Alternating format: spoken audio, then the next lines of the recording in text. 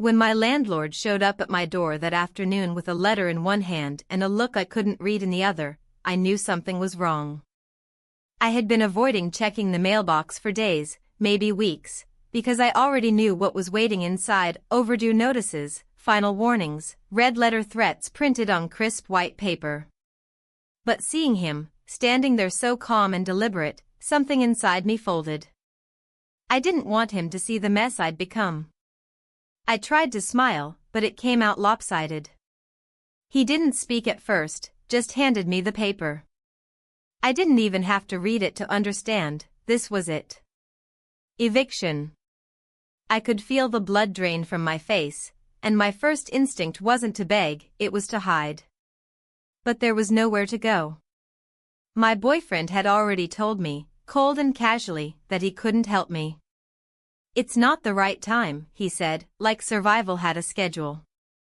The landlord didn't threaten me, not even close. He simply said, maybe we could talk. His voice was quiet, almost kind. And that's what scared me. I nodded, not sure why. I didn't know where the conversation would lead, but I knew that the silence I was living in was worse than any words he could say. I wasn't ready to tell anyone how bad things had gotten. But before I let you judge me, before I share the moment everything changed, tell me where you're watching this from, and answer me this: have you ever had to choose between your pride and your survival? The day I lost my job wasn't loud. It was quiet, sterile. The kind of day where even the fluorescent lights felt dimmer. They called me into the office, handed me a folder I didn't want to open, and thanked me for all my years of service. Just like that, 26 years vanished under the weight of one signature. I didn't cry. Not then. I think I was too numb, like my mind was buffering, trying to catch up with the download of devastation trickling in. When I got home, the apartment was exactly how I left it: silent, still, indifferent. The hum of the refrigerator was louder than it had ever been. I dropped my bag by the door, not bothering to pick up the mail scattered across the floor. Bills. Notices. Empty words I couldn't afford to acknowledge. I didn't tell him that night. He came over, like he did twice a week, with his usual distracted energy and his head full of work problems I no longer had the right to complain about. I thought maybe he'd noticed something in my face, in the way I held myself. But he didn't. He never did. Not really. It wasn't a bad relationship. We didn't fight, didn't yell. But that was the problem, too: we didn't do much of anything. We drifted side by side, like two boats docked in the same harbor, never touching, never colliding. I used to crave the stability. Now it felt like a trap I'd built myself. The next morning, I woke up before dawn. I sat in the kitchen, staring at the wall while the coffee brewed. I counted the days until rent was due. I counted the zeros I didn't have. I finally opened the mail: 3 final notices, 1 court warning, and a soft pink envelope that turned out to be a coupon for cat food. I didn't even own a cat. I called him around lunchtime. I practiced my words beforehand, trying to make them sound casual. Light. Things are a little tight this month.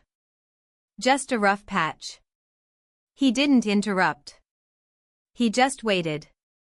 When I asked if he could help with part of the rent, just this once, he sighed like I had asked for something much bigger. "I'm sorry," he said. "You know I would, but I'm stretched thin right now." I waited for the but to keep going.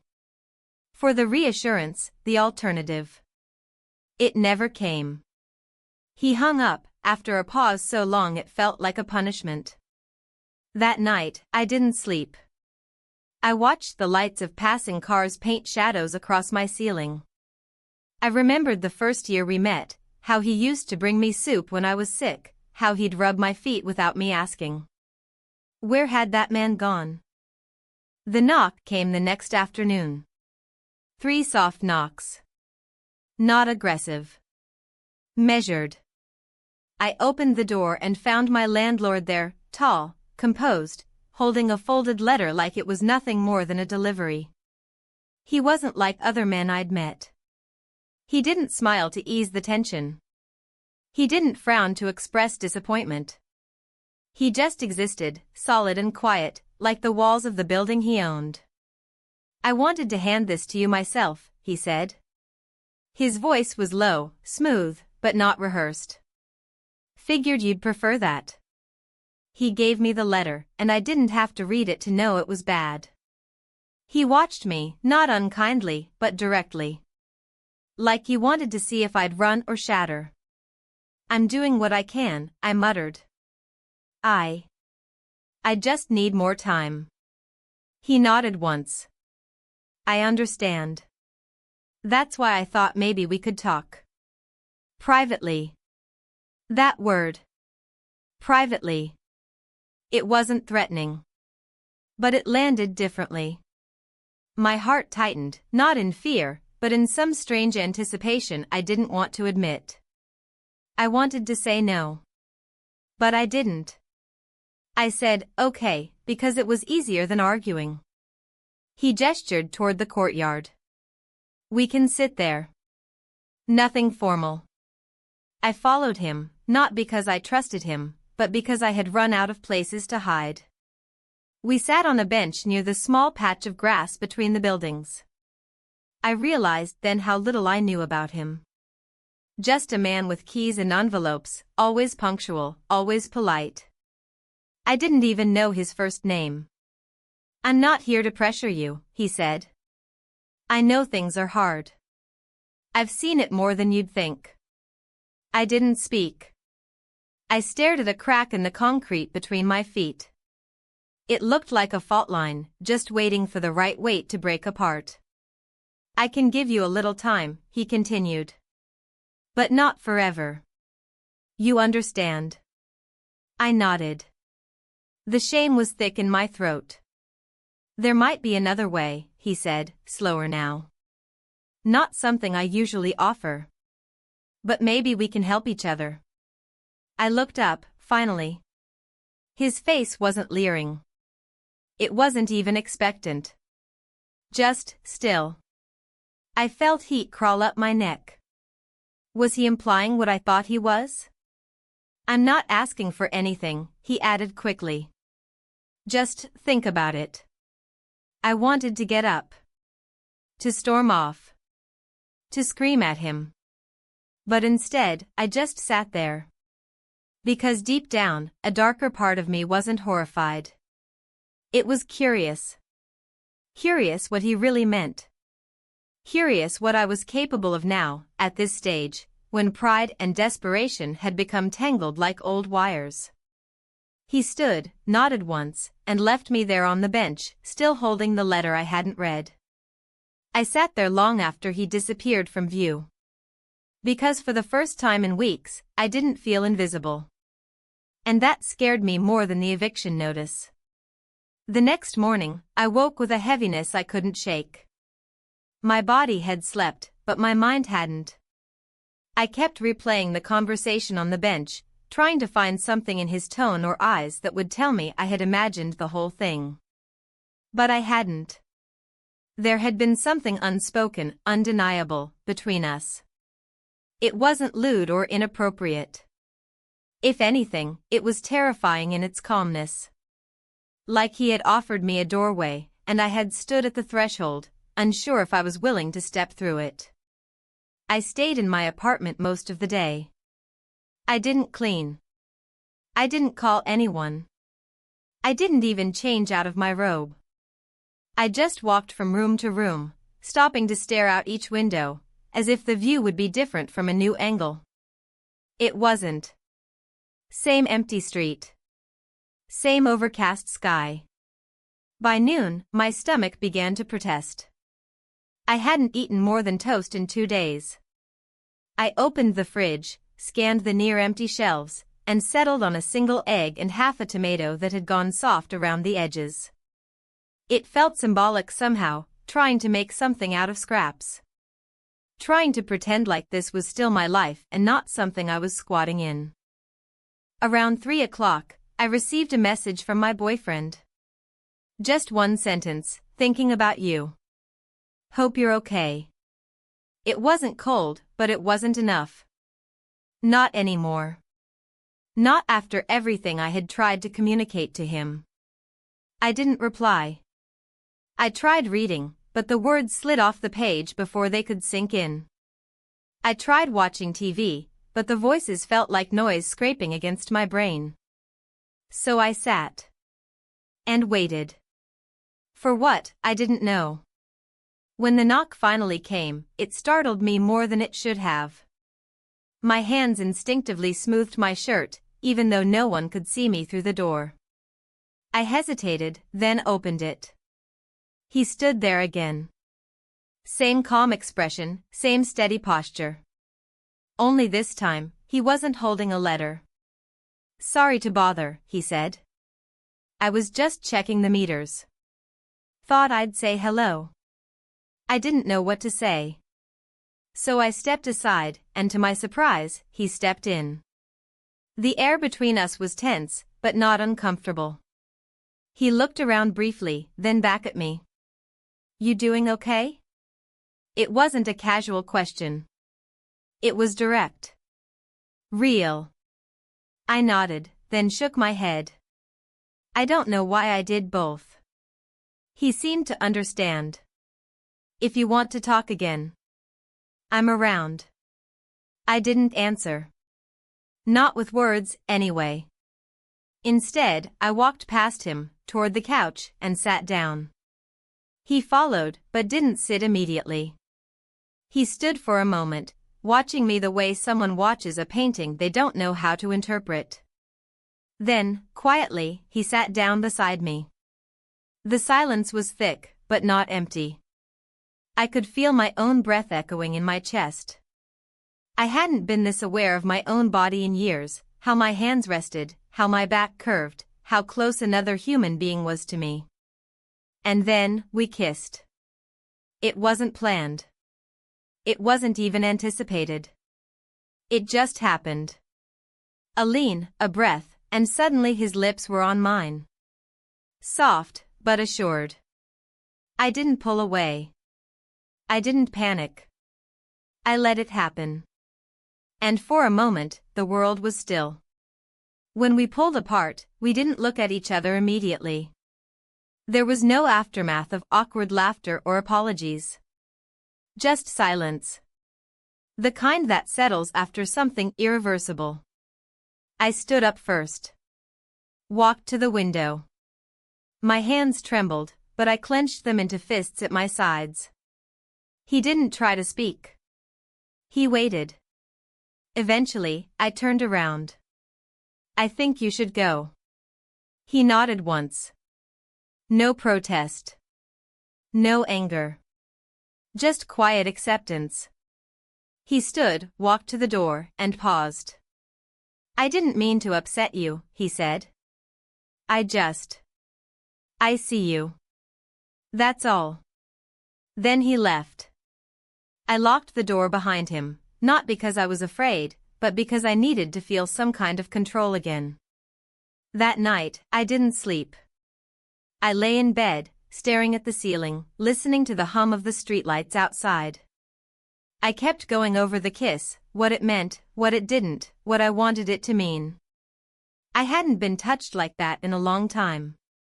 Not with attention. Not with intention. It wasn't just physical. It was the feeling of being regarded. Considered. Seen. And it scared me. Because I didn't know what came next. Because I didn't know who I was becoming. But more than anything, because a small, persistent voice inside me whispered, you don't want him to stop. The morning after felt heavier than the night before. I hadn't slept, not really. I had closed my eyes and hoped for rest, but instead found a carousel of thoughts turning slowly and without mercy. Every few minutes I'd shift in bed, hoping a new position might bring clarity. It didn't. The apartment was too quiet, the kind of quiet that makes every sound from outside feel sharp and deliberate, car tires over wet asphalt, a neighbor's door slamming, the wind slipping through the loose kitchen window. I stayed in bed longer than usual. I didn't want to move. Moving meant deciding, reacting, acknowledging what had happened. That kiss, no, we kissed, those two words looped in my head like they were burned into it. I didn't know what unsettled me more, the act itself or the fact that I hadn't pushed him away. I had been still, receptive. My body had reacted before my mind caught up. Eventually, the ache in my back and the guilt in my chest forced me to rise. The floor felt cold under my bare feet. I padded toward the kitchen and made myself coffee, but the first sip turned my stomach. I dumped it down the sink and rinsed the mug without thinking. Even the mundane tasks felt different today, like I was operating in a life that no longer entirely belonged to me. The eviction notice lay on the table, half crumpled from the way I'd squeezed it the day before. I smoothed it out, rereading the lines I'd already memorized. I had exactly 6 days. 6 days to find money, a solution, or somewhere to go. But instead of making a plan, I sat and stared. Something inside me had shifted, and that shift made it harder to focus on panic the way I usually did. Around noon, I got dressed in jeans and a loose gray sweater. No makeup. I barely looked at myself in the mirror. I didn't want to face the version of me that had let this happen. I walked to the corner store because I needed something to do. Anything. Even if it was just choosing a new dish soap or picking over overpriced produce. The air outside was cool, a quiet breeze brushing over my face like a reminder that the world was still moving even if I felt stuck. Inside the store, the fluorescent lights buzzed softly overhead. I wandered the aisles without direction, eventually stopping near the bread shelf. That's when I saw him. He was near the back, scanning a row of canned goods, unaware of my presence. For a moment, I just watched. He looked the same, composed, focused, but there was something different too. Or maybe it was me that had changed. My heart tightened, a flicker of discomfort in my chest that I couldn't explain. I turned before he noticed me, left my basket half full, and walked straight out of the store. My hands trembled slightly as I reached the sidewalk. I didn't know if I was angry, embarrassed, or something in between. I just knew I wasn't ready to face him again. Not yet. Back home, I closed the blinds. The apartment felt smaller than ever. I tried to distract myself, folded laundry, rearranged the spice rack, even cleaned the top of the refrigerator, but nothing helped. Everything felt hollow. Later that afternoon, my phone buzzed. A message from my boyfriend. Want to come by tonight? We could talk. The words felt distant. I reread them, trying to decipher the tone. Was it guilt? Routine? Obligation? There was no warmth in the invitation, no real question in the question.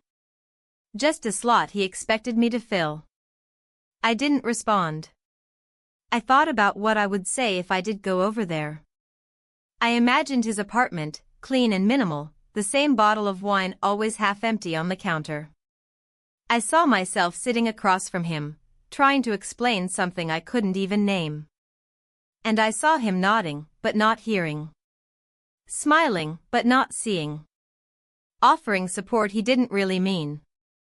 The realization crept in slowly but with certainty, he didn't know me anymore. Maybe he never truly did. I had changed. And not just because of the job loss or the notice on my door. Something had cracked open inside me, and that fracture had made space for truths I'd ignored for years. By early evening, I needed air again. I didn't want to see anyone, so I chose a longer route, circling the neighborhood where the houses grew smaller and the streets quieter. My feet carried me forward without purpose, but my mind stayed sharp. I kept revisiting that moment, his eyes, his stillness, the feeling of being seen. At some point, I ended up near the small park behind the building. A faded bench sat under an old oak tree.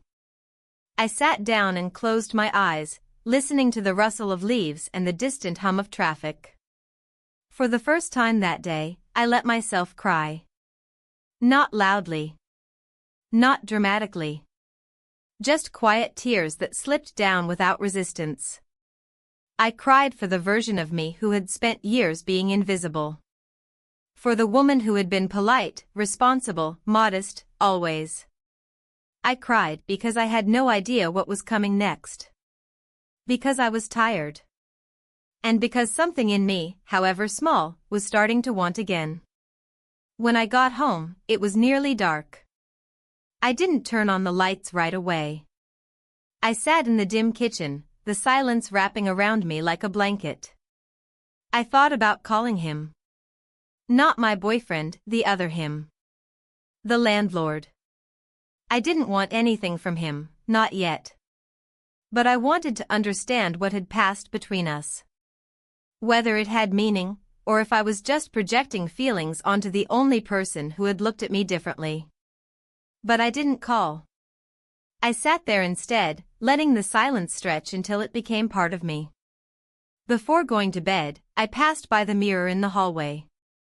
For once, I stopped and looked. Not at my hair, or my wrinkles, or the weight I'd gained over the years. I looked at my eyes. They looked back. Tired, yes. But alive. And that was something. The next few days passed in a strange rhythm, as though time had slowed down just enough for me to feel every minute but too fast to hold on to any of them. I kept myself busy, or at least tried to. I scrubbed the grout in the bathroom tiles until my fingers ached. I rearranged my bookshelf twice, only to put everything back the way it was. I even baked something for the first time in months, a batch of oatmeal cookies that came out uneven and slightly burnt, but I ate them anyway. Not out of hunger, but because it gave me something to do with my hands and my mouth and my loneliness. I didn't see him again. Not in the hallway, not in the courtyard, not passing by outside. At first, it was a relief. I told myself that space was good, that silence gave room to breathe.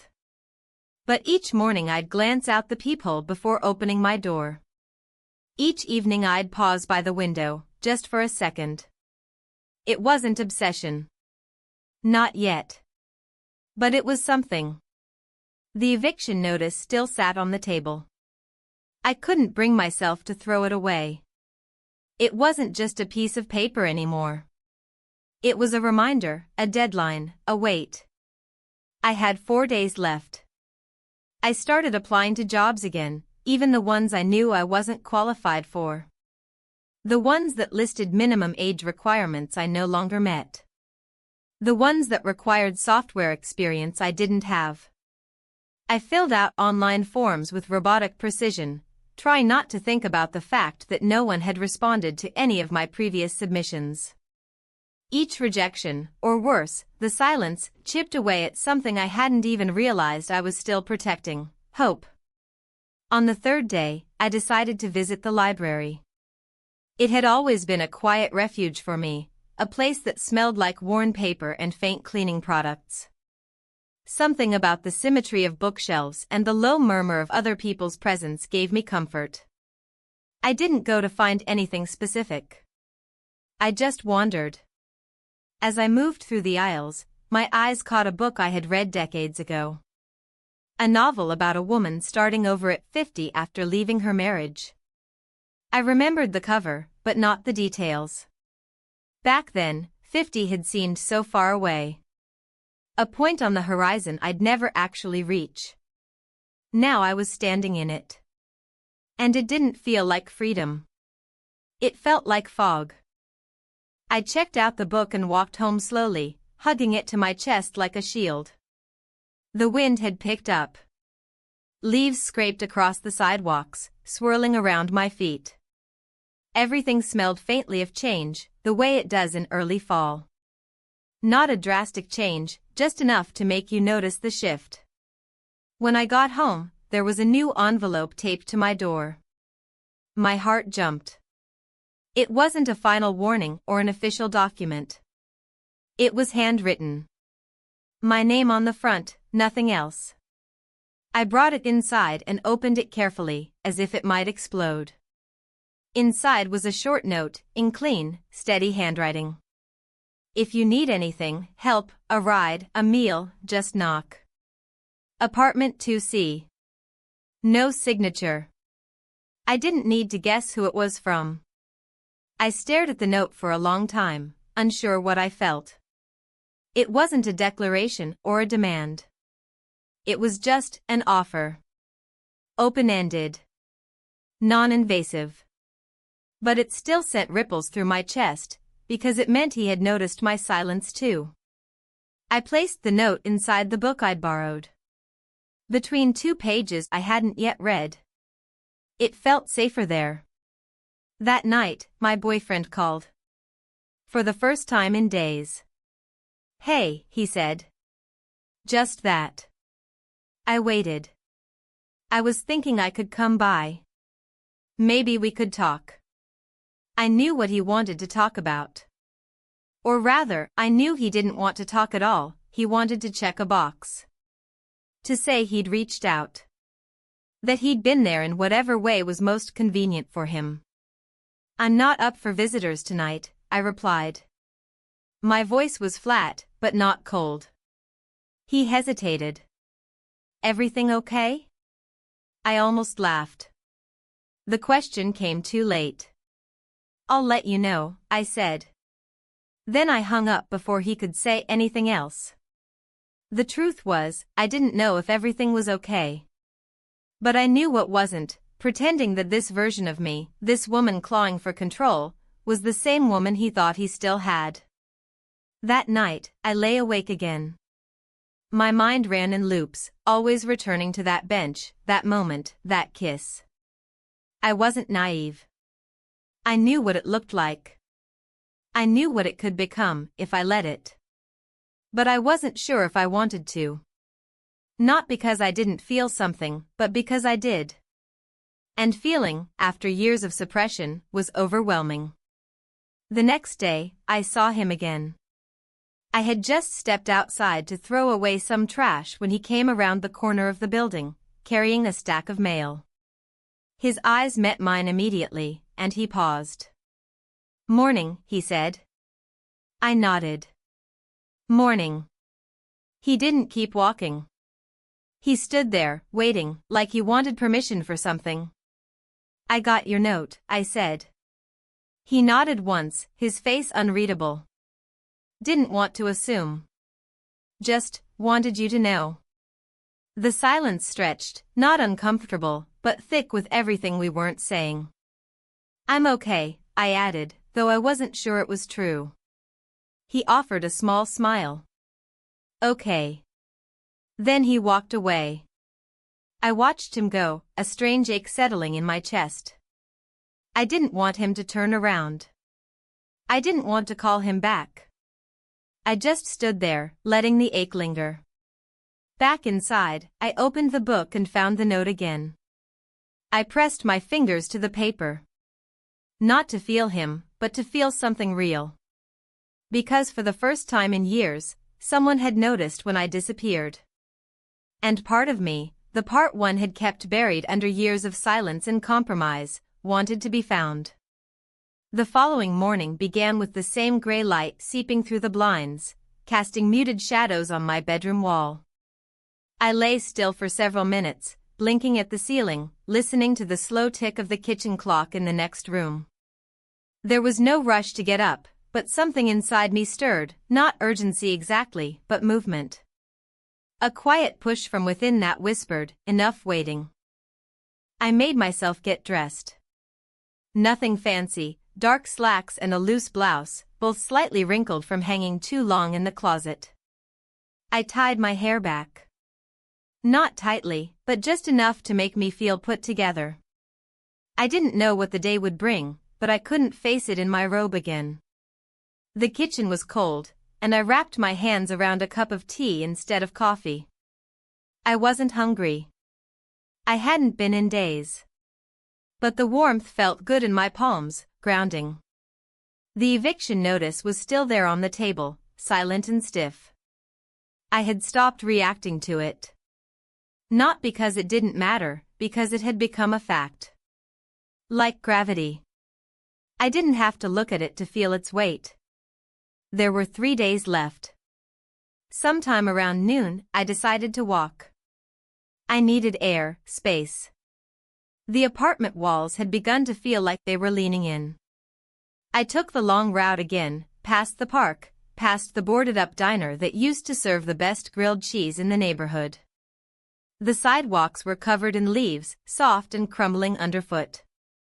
The wind picked up and carried a faint scent of chimney smoke from somewhere nearby. I found myself turning back before I'd planned to. Something in my chest had shifted from restless to unsettled. I felt like I was circling something too closely. Like the gravity of my thoughts was drawing me inward, not outward. When I reached the building, he was there. I didn't expect to see him. He was kneeling near one of the utility boxes along the side wall, adjusting something with a wrench. He looked up when I passed, and for a moment, we just watched each other. Neither of us said anything right away. Then, slowly, he stood. There was no invitation in his expression. No pressure. Just recognition. He wiped his hands on a rag he kept tucked into his back pocket. "You're out walking," he said. I nodded. Trying to think. Sometimes helps. He didn't ask what I was thinking about. And I was grateful for that. "I still have your note," I told him. I kept it. His mouth lifted slightly, not quite a smile, but not indifferent either. I meant it. I looked down at my shoes. Would it be strange if we talked again? Somewhere not outside? He didn't answer right away. Then he nodded toward the stairwell. "You want to come by for a few minutes?" I hesitated, just long enough to feel it. And then I said, yes. His apartment was on the second floor, at the end of the hallway. It was smaller than mine but felt more lived in. Books stacked neatly in corners, a modest couch with a throw blanket draped over the back. It smelled faintly of cedar and something warm, maybe cinnamon. He offered me a seat, and I took it. We didn't speak for a few minutes. There was no awkwardness in the silence, just space.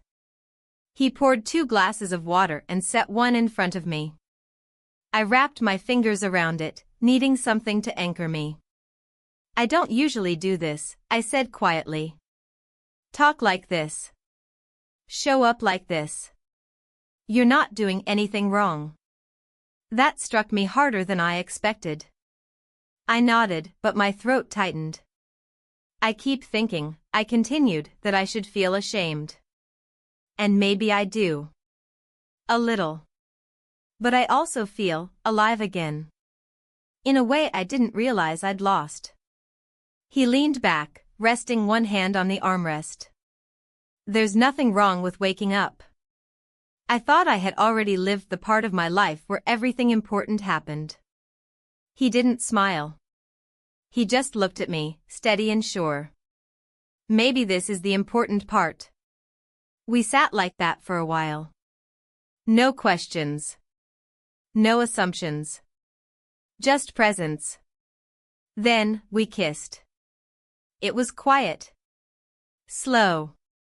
No rush, no agenda. Just 2 people, leaning into a moment neither of them fully understood but both needed. We kissed, and then we pulled apart, and no one said a word. No explanations, no apologies. Afterward, I stood. Not to leave immediately, but to feel my legs beneath me again. "I should go," I said. "Okay." He walked me to the door, but didn't reach for me again. That restraint, unexpected, steady, meant more than any embrace might have. Back in my apartment, I sat on the couch and stared out the window for a long time. The street was nearly empty. A dog barked in the distance, followed by the gentle thud of a screen door closing. I didn't know what had just changed between us, or if anything had changed at all. But something in me had shifted. Not in a way I could name. Not yet. But enough to make me feel unfamiliar in my own skin. That evening, I called my boyfriend. He answered on the third ring. "Hey," he said, casual as always. "I don't think this is working," I told him. Silence. "Are you seeing someone?" he asked finally. "No. I'm seeing myself." He laughed, not cruelly, but with discomfort. "Is that supposed to mean something?" "It means I've been asleep for too long." I ended the call before the conversation could unravel into explanations I didn't owe. That night, I slept. Not deeply, but fully. For the first time in weeks, my body let go. My mind quieted. And in the quiet, I didn't feel lost. I felt present. The following day came without fanfare. Just light through the blinds, the familiar creak of my old floorboards beneath my feet, and the distant rumble of a garbage truck making its way down the street. The ordinary nature of the morning felt almost cruel, considering what had shifted inside me the night before. I had crossed an invisible line, not just between me and another person, but within myself. I felt both exposed and hollow, like a vase turned upside down. I moved through the apartment on autopilot. Boiled water for tea I didn't drink. Opened the window even though it was cold. I stood there a long time, my arms crossed over my chest, watching the world outside move on as if I hadn't made a decision that might change the course of my life. But then again, the world never asked permission to continue. I didn't hear from him that morning, and I didn't expect to. There was something unspoken between us now, a kind of respect for the silence that followed what we'd shared. I wasn't sure if it made me feel safe or vulnerable. Maybe both. The absence of expectation made the stillness bearable. I spent most of the morning tidying. Not a frantic, avoidant kind of cleaning, but the slow, methodical kind that comes when your thoughts need structure. I took everything out of the junk drawer and sorted it. I folded every towel in the linen closet. I even dusted the tops of the kitchen cabinets, stretching on tiptoes with a rag in one hand and an empty head. I didn't want to think about him. So I thought about everything else. By early afternoon, the silence started pressing on me again. It wasn't sadness, exactly. Just a tension I couldn't name. Something was circling in me, doubt, maybe. Or guilt. I couldn't tell the difference. I kept asking myself the same unhelpful questions. Had I made a mistake? Was I being reckless?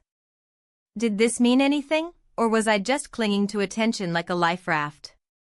I didn't have answers, but I needed air. I grabbed my coat and stepped outside, not knowing where I was going until my feet carried me to the edge of the neighborhood. I followed the sound of traffic until it faded behind me, replaced by the hush of rustling leaves and the occasional bark of a dog behind a fence. My breath fogged in front of me, and I pulled my collar higher. Eventually, I found myself at the edge of a small lot I hadn't noticed before. It was empty, save for a crumbling bench and a cluster of trees, their branches half bare and bending in the breeze. I sat down, folding my hands in my lap. I stared straight ahead, letting the wind play with the ends of my hair. I tried to recall the last time I just sat. Not waiting for anything, not running from something, not filling time. Just sat. My life had become a series of reactions, responding to problems, to people, to circumstances. I had stopped being still in any real sense. I stayed there a long time. When I returned home, the light in the stairwell flickered overhead, casting brief flashes of shadow as I climbed. I didn't expect anything different. But when I reached my floor, I saw a small paper bag resting in front of my door. No note, no markings. Just a simple white bag with the top rolled neatly down. I glanced around. The hallway was empty. I unlocked the door, brought it inside, and opened it slowly. Inside was a sandwich, wrapped carefully in wax paper, and a small apple. Nothing elaborate. Just food. A gesture. I stood there holding the bag for a long time. It wasn't romantic. It wasn't transactional. It was something gentler, something quiet. It said, "I see you. I thought of you. You don't have to say anything." I didn't know how to feel. I hadn't asked for help. I didn't want to be pitied. But I didn't feel pitied. I felt acknowledged. Not as someone weak or lost, but as someone who mattered enough for someone else to notice whether she'd eaten. I ate the sandwich slowly. Not because I was hungry, but because I wanted to honor the moment.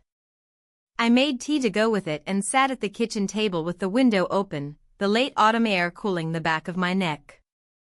It felt like the kind of moment I'd remember, though I wasn't sure why. That evening, my phone rang again. My boyfriend. I let it ring twice before answering. "I didn't hear from you yesterday," he said. "You okay?" "I'm fine." There was a pause. "Have you thought about what I said? About figuring things out together?" "I've thought about a lot of things," I replied. My voice surprised me, calm but firm. He hesitated again. "You don't sound like yourself." "I'm starting to think that's a good thing." Another silence. Then, "Are you seeing someone else?" It wasn't an accusation. It wasn't even suspicion. It was fear. And oddly, that softened something in me. But it didn't change my answer. "No.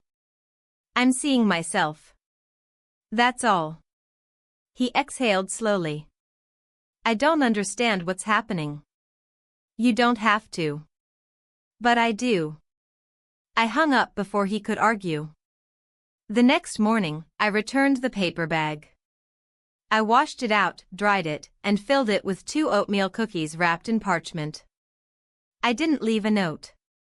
Just placed it in front of his door and walked away before anyone could see me. No explanation. No expectation. Later that evening, there was a quiet knock at my door. When I opened it, he was there. He didn't say anything. Neither did I. We stood in silence for a few long seconds, and then, we kissed. No build-up. No hesitation. We kissed. And then he left. Not rushed, not ashamed. Just quiet. And I closed the door with a hand pressed lightly to my lips, wondering how something so simple could rearrange everything I thought I knew. The night that followed didn't unfold the way I thought it would. I didn't lie awake, riddled with guilt or questions. I didn't stare at the ceiling trying to justify anything. I simply slept. Deep, still sleep, the kind that rarely found me in recent years. And when I woke, just before sunrise, I felt different. Not completely changed, not renewed, but settled, somehow. As though a weight I didn't know I was carrying had been gently lifted during the night. There was no rush to move, but my body wanted motion. I stood, made the bed slowly, and opened the window to let in the crisp morning air. The sky outside was soft with streaks of pale orange and silver. A quiet sky. The kind that doesn't demand anything but still gives you something. I made tea and drank it in silence. The kitchen felt warmer, though nothing in it had changed. The same chipped mug. The same humming refrigerator. The same scuffed floor tiles I kept promising to replace. And yet, I stood in that space like it belonged to me again. Like I belonged in it. Later in the morning, I gathered a few papers, the overdue bills, the latest job applications, the final notice from the management company, and I stacked them neatly. Not to ignore them, but to face them. I was still at risk of losing the apartment. Still unsure of how I'd pay rent. Nothing external had resolved itself. But I didn't feel powerless anymore. There was clarity now, even if only in small steps. Around noon, I heard soft movement outside my door. Not a knock, not footsteps, just the quiet creak of a floorboard I knew too well. I opened the door before I could overthink it. He was there, standing a few feet back, holding a set of tools. He looked like he hadn't planned to see me, but he didn't flinch when I opened the door. "I was fixing the panel near the stairwell," he said. I nodded. "Do you want to come in?" He hesitated for just a second. Then he stepped forward. I moved aside to let him pass, and he entered like someone careful not to impose. He didn't look around or comment on anything. He just set his tools down on the small table near the door and waited. "I didn't know if I'd see you today," I said after a moment. "You didn't have to," he replied. "You're allowed to be quiet." That answer landed softly. It didn't press, didn't corner me into defining anything. It was a kind of understanding I hadn't realized I'd needed. "I wasn't avoiding you," I said. "I just needed space." "I know." He moved to the kitchen counter and leaned against it, arms crossed loosely. He didn't feel like a stranger in the room, but he wasn't assuming ownership either. He was present, calm, and most of all, real. "I thought about what we shared," I said. He didn't interrupt. "It wasn't planned. I didn't expect it. But I'm not sorry it happened." He nodded once. "Me neither." We stood in silence again, but it wasn't empty. It felt like something was forming between us, not a romance, not yet, and maybe not ever in the traditional sense. But a connection rooted in honesty, in quietness, in the shared experience of seeing and being seen. Then I said, with more certainty than I expected, "I don't want this to be a transaction. I don't want it to be something we bargain for." "I would never let it be that," he answered without hesitation. That was enough. We didn't talk about details or timelines or the awkward questions that often follow moments like ours. There was no need to. He stayed for a little while, and we spoke about other things, weather, the building, his dog growing up, my old job. Our words wove something loose and unspoken between us. A thread, not a knot. Eventually, he stood and gathered his tools. "I've got to finish some work downstairs," he said. "But if you need anything, I'll let you know," I finished. He left with a quiet nod. After he was gone, I stood near the window again. Not to watch him walk away, but to feel the room without him in it. To feel what had shifted. I sat down at the table and took out a notebook I hadn't opened in months. It used to be a journal, once. Now the pages were blank, save for one list I'd scribbled months ago: groceries, to-dos, reminders that had since lost their meaning. I turned to a clean page. I didn't write a confession or a love letter or anything dramatic. I just wrote the truth. We spent the night together. And then I sat back and let those words exist. Not as a burden. Not as a regret. As a fact. That afternoon, I got a call from a local grocery store. I had applied for a cashier position 2 weeks earlier and forgotten about it entirely. "We'd like to bring you in for an interview," the woman said. I agreed without asking questions. It wasn't what I wanted forever, but it was something. A starting point. A way forward that belonged to me, not to anyone else. By evening, I was exhausted, not from doing too much, but from the emotional weight of simply existing, feeling, and allowing myself to move through it all without detachment. I heated some soup, not out of sadness or necessity, but because it was warm and I wanted something comforting. I ate slowly, letting each bite settle. When I went to bed that night, I didn't replay the past or dread the future. I didn't overanalyze what he felt or what it meant. I just let myself be. The sheets were cool against my skin, and the silence in the apartment was no longer menacing. It was mine. The next morning began with a phone call I didn't expect. It was early, just past 7, and the sound startled me out of a dream I couldn't remember. I sat up, disoriented for a second, before reaching across the bed and answering. It was my boyfriend. "I just wanted to hear your voice," he said. I didn't respond right away. I pressed the phone to my ear and stared at the cracks in the ceiling, the ones I'd been meaning to paint over for months. "I've been thinking," he continued, "about us." There was no apology in his tone, no urgency. Just an uncomfortable kind of insistence, like he was reading from a script he had written overnight. "I think we've just hit a rough patch. Maybe if we both try." "I don't want to try," I said, cutting in gently. He paused, as if the line had gone dead. "What do you mean?" "I mean, I've been trying for a long time." Quietly. "In ways you probably never noticed." "I don't want to keep doing that." Another pause. Then, softer, "Is there someone else?" I closed my eyes. The question came from a place he didn't even understand, a place of losing possession, not love. It wasn't jealousy, it was ego. Still, I didn't answer. "I just think we owe it to what we had," he added. "What we had isn't what we have," I replied. "And what we have isn't what I need anymore." He let out a breath, sharp and wounded. "So that's it?" "It's been it for a while," I said, then added, "but I didn't have the language for it until now." We didn't say goodbye. The line went quiet, and eventually, I ended the call. I sat on the edge of the bed for a long time, listening to the early morning sounds of the building, the faint hum of a neighbor's shower, the distant creak of pipes warming, a dog barking once, then falling silent again. There was no sense of relief, not yet.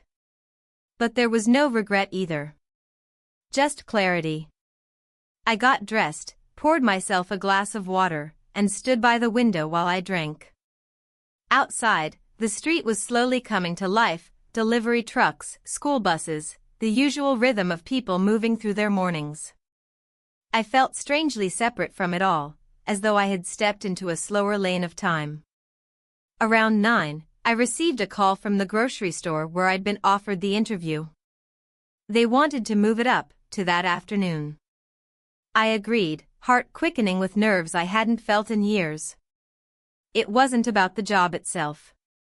It was about saying yes to something when so much in my life had been defined by waiting, hesitation, silence. I spent the late morning preparing, pulling out slacks I hadn't worn in months, choosing a blouse that still made me feel capable. I looked in the mirror, not to judge my appearance, but to make sure I recognized myself. I did. The interview went smoothly. The manager, a middle-aged woman with tired eyes and a warm voice, didn't ask anything unexpected. We talked about hours, responsibilities, the possibility of overtime. I told the truth. I had been recently laid off after more than 2 decades at an administrative job. She nodded like she understood, like she'd heard that kind of story more than once this month. By the end, she said they'd get back to me soon, but her tone suggested I'd be hearing from her within the week. I left the store with a strange flutter in my chest, not joy, exactly, but forward motion. I walked home through a longer route, passing by unfamiliar houses, empty lots, a playground half dismantled for repairs. It gave me time to breathe, to process, to let the city hold my thoughts while my mind rested. When I reached my building, he was standing by the entrance. He wasn't waiting, exactly. Just there. Talking to someone from maintenance, a wrench in one hand, a clipboard in the other. But his eyes found mine before I had fully stepped onto the sidewalk, and a quiet awareness passed between us. He didn't approach me. He let me walk past without a word, and I was grateful for that. Sometimes presence says more than attention. Inside my apartment, the air felt stale. I opened the windows, letting the late autumn wind move through the rooms. I kicked off my shoes and placed my bag down gently on the couch. Everything in me wanted to sit, to collapse into the moment, but I didn't. Not yet. Instead, I made tea and set the cup down in front of me. I stared at it, breathing in the steam, thinking about everything that had happened and how none of it felt chaotic, even if it looked that way from the outside. Then I heard the knock. It was soft. Barely audible. I walked to the door and opened it slowly. He was there. We didn't speak. Not at first. He looked at me, not searching, not asking. Just observing. Then, after a pause, he said, "You look different." "I feel different." He nodded, once. "Good." He stepped back, as if he'd only come to deliver that one line. But something in me shifted. "Do you want to come in?" I asked. His eyes met mine again, and for a second, I thought he might say no. But then he stepped forward, and I moved aside. He didn't stay long. He didn't need to. We didn't talk about what had happened between us, or what hadn't. We didn't talk about what I had ended earlier that day, or the interview I had just come from. We talked about nothing important, weather, the cold coming in early this year, how the building's water pressure had been acting up again. And somehow, in that quiet, the most important things were said. When he stood to leave, I walked him to the door. We didn't touch. We didn't plan anything. But as he stepped into the hallway, he paused. "We're okay, right?" he asked. "Yes," I said. "We're okay." And I meant it. After he left, I stood at the door for a while, my hand still resting on the frame. The hallway smelled faintly of dust and old paint. The light flickered overhead. Nothing extraordinary. But everything was different. And that night, for the second time in as many days, I wrote it down. Not because I needed to confess. But because I needed to remember. We spent the night together. And nothing broke. The last day of the month began with sunlight.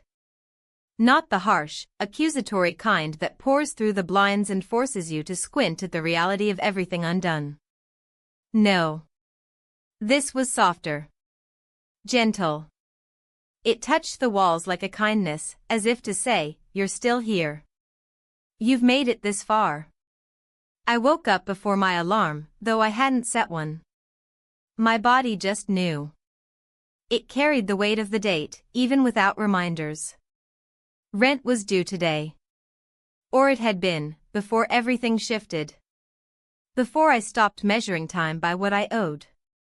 I got out of bed slowly, carefully, like the floor might break under me if I moved too fast. But it didn't. It held. And so did I. In the kitchen, I made tea and stood by the window, watching the neighborhood move. People walking dogs. Kids bundled in jackets, dragging backpacks behind them. It was just another day to them. But for me, it was something else entirely. An ending. A beginning. Maybe both. I hadn't spoken to my ex since that last call. There had been no follow-up texts, no apologies, no attempts to clarify. I was glad. Not because it was easy, but because it was clean. I had spent too many years lingering in relationships that didn't know when to end. This one had. It had run its course, and now it was quiet. There was a knock at the door mid-morning. I knew it wouldn't be him, not the man who used to visit on Tuesdays and Fridays. This knock was lighter. Considerate. When I opened the door, there was a brown envelope taped to the frame. My name written in block letters. I glanced down the hallway, but it was empty. I brought it inside and placed it on the table. My hands hesitated for a moment before opening it. Inside, I found a single sheet of paper, a printed agreement, the standard kind used in this building. Lease renewal. Below that, a sticky note with 2 words written in neat handwriting. No rent. I sat down. I didn't cry. I didn't smile. I just sat there, holding the paper, feeling the pulse in my wrist rise and fall like waves. My first instinct was to reject it, to see it as charity, as some twisted extension of our intimacy. But then I read it again, slowly. There were no demands. No fine print. Just a temporary lease extension, 30 days. Enough to figure things out. Enough to breathe. Later that afternoon, I knocked on his door. He opened it almost immediately, like he'd been nearby. I got the envelope, I said. I figured you would. I didn't ask for this. I know. He stepped back, but I didn't enter.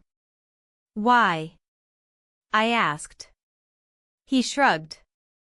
Because you've been holding up more than anyone should have to. I'm just leveling the scales a little. I don't want this to turn into something it's not, I said carefully. It won't, he replied. Unless you want it to. There was no pressure in his words. Just space. We stood there for a long moment, and then I said, thank you. You don't owe me that either, he said. But I said it again anyway. Because I meant it. I left shortly after. Not because I wanted to go, but because I needed to. There was something about standing in that doorway that made me feel more vulnerable than I had in weeks. I needed to be alone with that feeling. To sit in it, examine it, and decide what to do with it. Back in my apartment, I took out the notebook again. The one where I'd written the sentence that had haunted me, healed me, and unsettled me all at once. I turned to a new page and began to write, not about him, or us, or the kiss, or the night. I wrote about myself. I wrote about the woman who had tried to shrink herself into roles she no longer fit. I wrote about silence, and hunger, and the 1,000 small ways I had learned to disappear. I wrote about finding pieces of myself in the unlikeliest moments, in rejection, in kindness, in solitude. And when I was done, I closed the book. That evening, the phone rang. A number I didn't recognize. It was the store manager. You got the job, she said, simply. We'd like you to start Monday if you're available. I'm available, I said. And I meant it in more ways than one. After the call, I didn't celebrate. I didn't pour a drink or dance in the kitchen. I just stood still for a while, letting the news settle into me like a soft coat. It wasn't a solution. But it was a direction. Later, as the sun dipped below the buildings, I stepped outside. The air had cooled, and I pulled my sweater tighter around me. I walked around the block once, slowly, noticing things I'd never paid attention to before, the tilt of a crooked mailbox, the way one porch light blinked unevenly, the smell of fresh laundry from a cracked basement window. When I returned, there was another note on my door. It was small, folded in half. I opened it carefully. Dinner? Tomorrow? No pressure. I didn't smile. But something in me warmed. I slipped the note into my pocket and walked back inside. The apartment didn't feel like a waiting room anymore. It didn't feel like a prison. It felt like mine. Temporarily, maybe. But truly. I turned off the lights, one by one. I stood by the window again and watched the world. And for the first time in a long time, I felt steady. Not saved. Not finished. Just steady. And that was enough.